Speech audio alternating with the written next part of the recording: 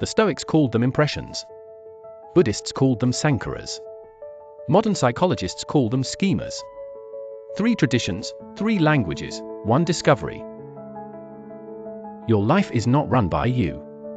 It is run by patterns so familiar you cannot see them. They operate beneath awareness, shaping every perception and response. These patterns formed early. A child experiences something painful. The mind creates a template to predict and avoid similar pain. This is intelligent adaptation. But the template persists long after its usefulness expires. The adult still operates from childhood programming. Ancient software running modern hardware. Neuroscience has mapped how this works. Neurons that fire together wire together. Donald Hebb discovered this principle in 1949. Every experience strengthens certain pathways. Repeat an experience enough times and it becomes automatic.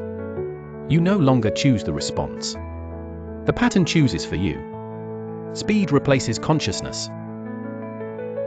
The Stoics understood this with remarkable precision. Epictetus taught that impressions arise automatically but assent is voluntary. You cannot control the pattern's appearance. What you can control is whether you believe it.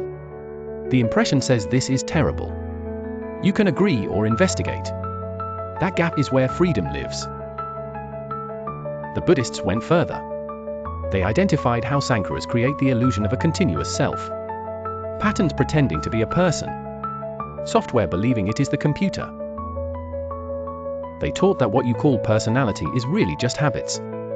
Deeply grooved reactions masquerading as identity. You defend patterns as though defending your life. This is why insight alone does not create change. You can understand a pattern intellectually while remaining completely enslaved to it. Seeing is not dissolving.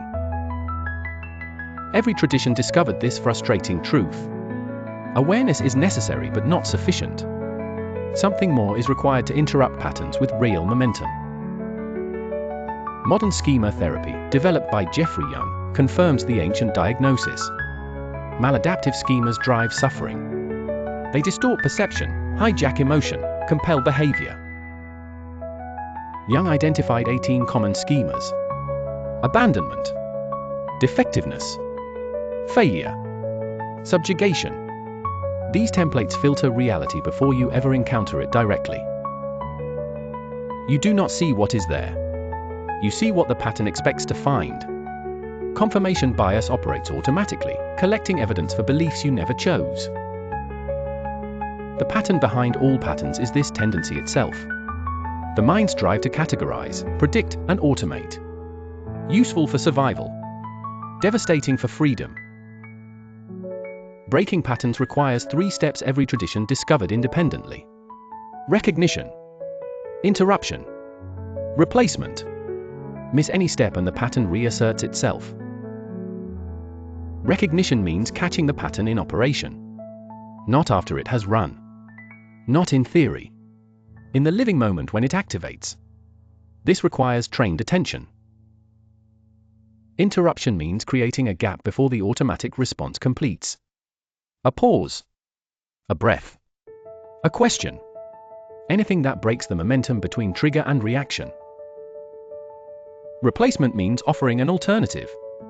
The nervous system abhors a vacuum. Remove a pattern without providing a substitute and the old pattern returns immediately.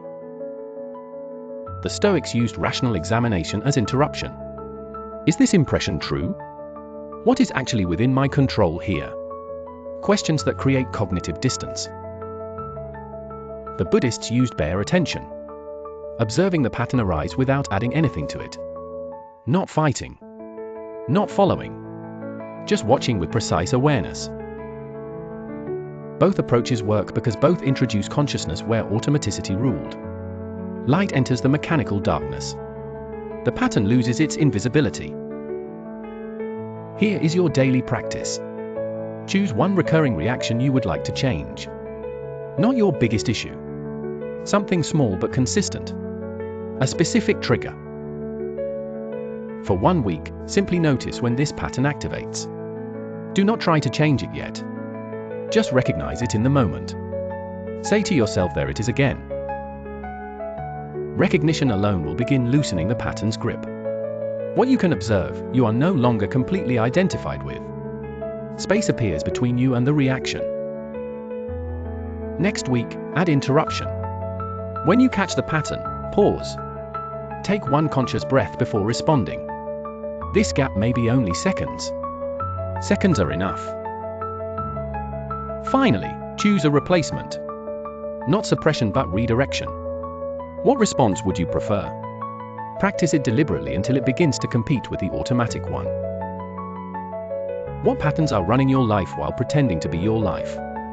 What would become possible if you could finally see the software you have been mistaking for self?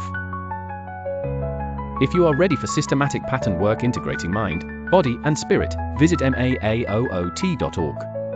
The patterns are waiting to be seen. So is your freedom.